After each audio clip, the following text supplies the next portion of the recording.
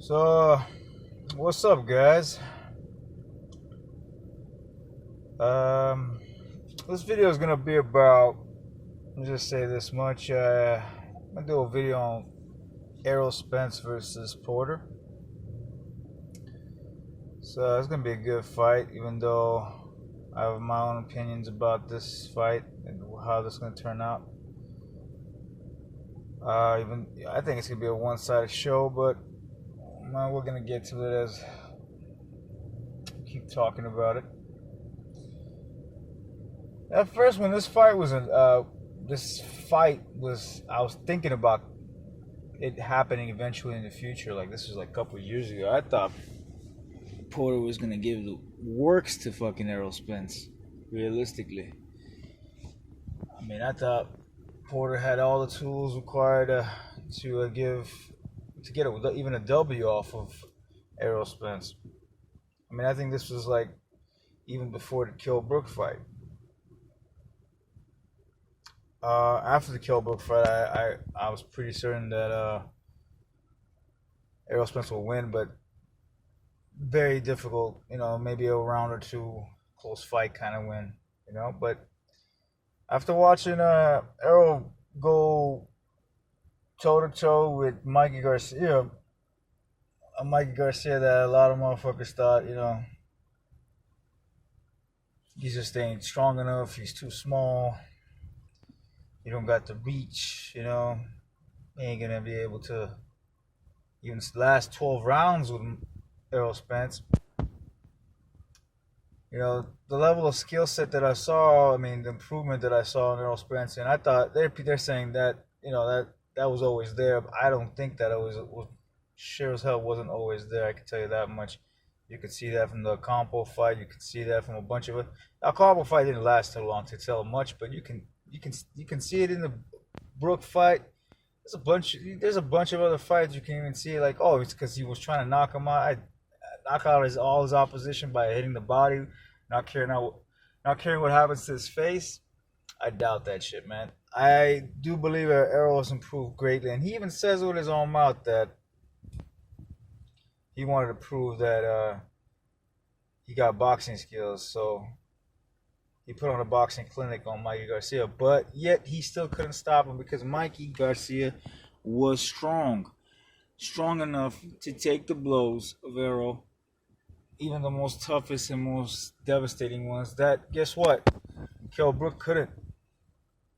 And I know a bunch of other fools are gonna say about this, but it doesn't matter. Kell Brook couldn't. He broke his cheekbone. I mean, for crying out loud. Seriously, like, if that was the case, you would see Mikey's cheekbone being broken as well. Mikey was trying his best. He was trying to hit him. He couldn't hit him. He was too slow. But that doesn't mean he didn't have the power to hurt him. Doesn't mean, yeah. I mean, there was a few times he did hit him, and Errol had to play it smart. He didn't want none of that shit. Even though Mikey can't stop Errol, Mikey could have made Errol look really bad. Made him lose stock, as they call it in the boxing world. But all that shit aside, that's Mikey. That told me that this fight with Porter is gonna be. I mean, you can clearly see how Porter's asking advice from fucking Mikey.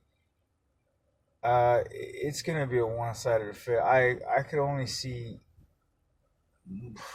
Porter winning about maybe four maximum of 4 rounds in this fight. I could be wrong. Decisions. No matter what you think is possible. It's not always going to be what you think it's going to be,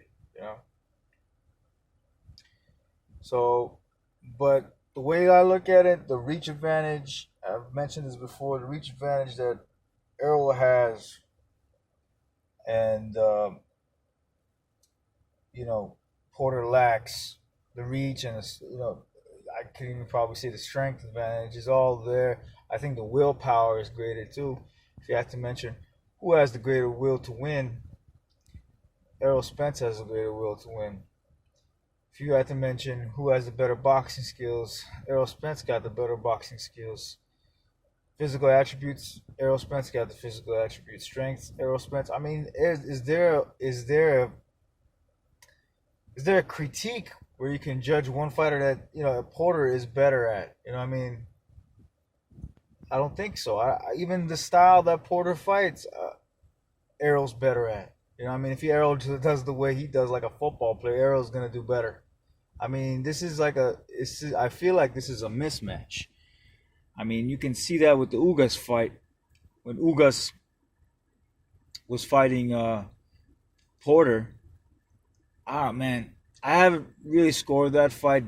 I'm gonna be honest with you, I hadn't really scored it, but it seemed to me that Ugas won that fight by a slight little edge victory by a round. But I mean, it's not bad to give it to Porter, but I felt like Ugas won that, though I didn't really score that fight. Yeah, people are 50-50 about whether Porter won, but Ugas, man, come on, Ugas skill set, about the same body frame as Errol Spence, and he was able to do that to Porter. What is Porter? What is Errol Spence gonna do to Porter? Nobody's thinking about that shit. What is Errol Spence gonna do? Oh, it's stop. And people are saying, oh, because the Porter came with a different style of fighting. Again, came with a different style of fighting against Ugas than he would do. He's not gonna do the same shit with Errol Spence. I mean, get the fuck out of here. The only reason why he didn't fight the same way as he did against Andre Berto and all that stuff is because he couldn't fight like that against Ugas. Ugas was pretty heavy-handed. He couldn't do the same shit against Danny Garcia as well. He did it slightly, but every time Danny caught him, he started playing that boxing game. Danny hurt the kid. And I think Danny's style, Danny Garcia's style, is pretty much how. If Danny ever fights, let's just say Errol Spence, it'd be about the same thing as watching Mikey Garcia fight Errol Spence. It'd be about the same style matchup. Yes, Porter's would be the dominant thing, but the thing with Porter is, yeah, it'll be a dominating performance, but Porter would still win a couple of rounds, unlike Mikey, because Porter is faster than Mikey. Porter does have a more explosive flow. He's kind of a little more unpredictable than Mikey is. So he would win a few rounds, but I wouldn't be surprised if Errol doesn't even give him one. Just because of the fact that he says, I genuinely believe that he thinks and he's mentally seeing the picture that he's going to knock out Porter. And it's a big possibility that Porter gets knocked out with body shots. Porter can get hurt. The only reason why when Danny hurt Porter a couple of times, and I think, yeah, Porter did win that fight, but Danny did hurt him a couple of times because Danny let off the steam against Porter. He let out the steam when he hurt him. A couple of times he was wobbling, he couldn't even place his foot down in the proper position. He had, what do they call it? Tipsy feet. I'll just say that much. That moment in time when Danny Garcia could take over, he didn't do shit. He just looked at him. I guess he was tired as well. But if that happens against Errol Spence, I mean, that's no good, man.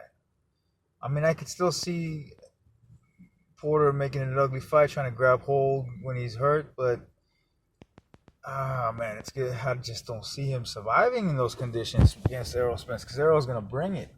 You can even see when Errol's hitting the bag, man.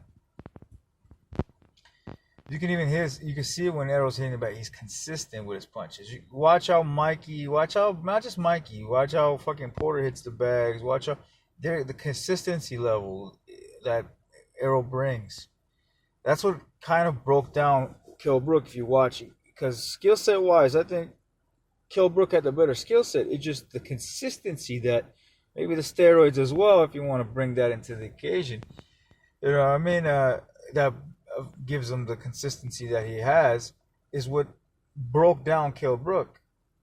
Because Kell Brook does kind of, even if you watch all his fights, it kind of does. If he goes past the 7th or whatever, the 6th, he kind of does weaken. He does weaken in his back in the day when Kilbrook was Kilbrook. Let's just say that much. I've been following what Kilbrook has been doing now.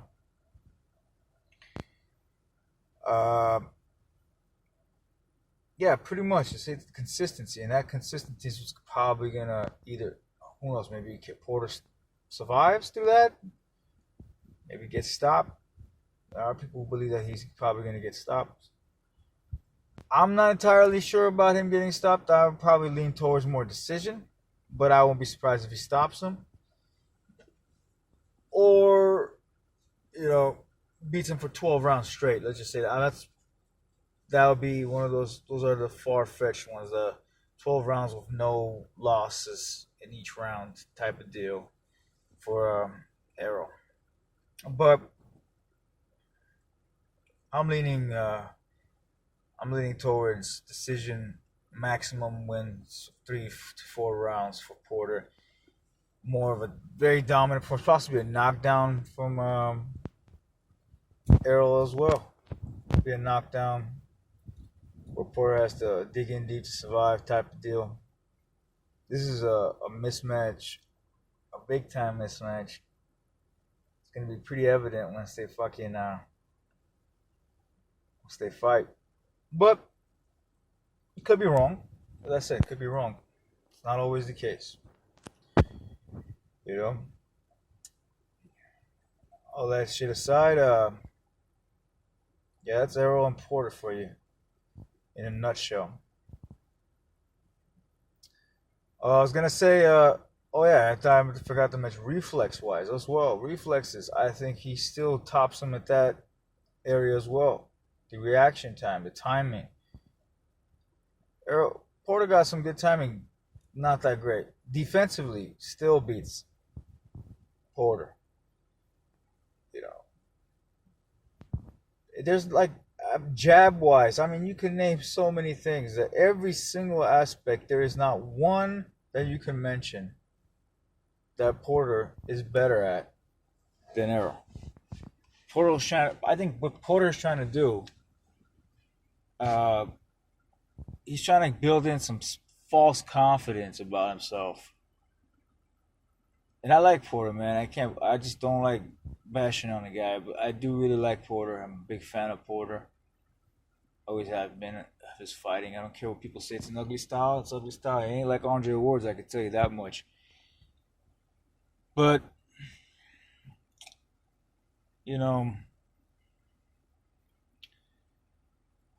yeah, he's trying to build a false confidence. Like, can you box? That shit in the press conference, bro, like, can you box Errol Spence? I mean, Errol, can you box Errol? Of course he can box, bro. Shut the fuck up with that nonsense. He's trying to build confidence in himself to prove that he can actually beat this guy. But deep in his soul, he knows. I mean, besides the fact that politics are in the play, that he's not going to win, even if he does win, if it's a close fight, if he does pull it off, he genuinely knows he cannot beat this guy, even if politics were not involved. He will get either slept. If it's a 15-round fight, I think for sure. I'll bet on the fact that Porter gets knocked out, gets stopped. But it's 12-round fight. I could see Porter surviving it. I see Porter surviving it. Porter has the grit. He can do it. Go 12 rounds and lose majority of the rounds. Errol being the victor. Should be an interesting fight, though. A very, very interesting fight to watch. I guess I'll probably do another video on. Think about making another video of Lomo versus Campbell.